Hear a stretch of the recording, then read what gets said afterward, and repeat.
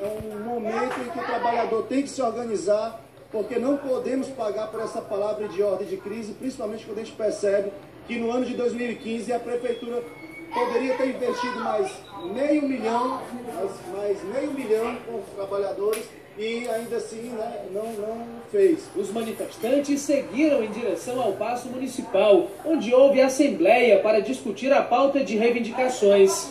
No encontro foi decretado estado de greve para todas as categorias da gestão de Fortaleza. Os servidores reivindicam reajuste salarial de 19,46%. Mas no último encontro do prefeito Roberto Cláudio com as categorias, no dia 15 deste mês, o chefe do Executivo Municipal prometeu aumentos de pouco mais de 11%, tendo como base o IPCA. A proposta, claro, não agradou. O anúncio do prefeito foi claro para os servidores de Fortaleza. Vocês vão ter perdas salariais. Por isso que hoje os servidores estão aqui, exatamente nós, dentistas e enfermeiros, que já decretamos a greve desde o dia 15, viemos aqui para chamar as demais entidades sindicais, chamar o Sindipol, os sindicatos que representam os servidores de Fortaleza, para a necessidade da construção da greve geral dos servidores. Os professores do município também estão em greve e reivindicam, além do reajuste, o uso de mais verbas na educação. Nesta quinta-feira, a Justiça declarou o movimento ilegal e determinou o retorno imediato dos docentes às salas de aula,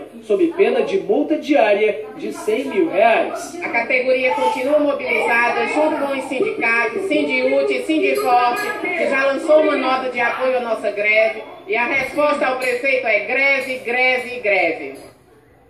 A Prefeitura de Fortaleza se limitou a dizer que já participou de várias rodadas de negociação com os servidores e permanece com um canal de diálogo aberto. Bom, em meio às lutas de classe, o mercado de trabalho apresenta números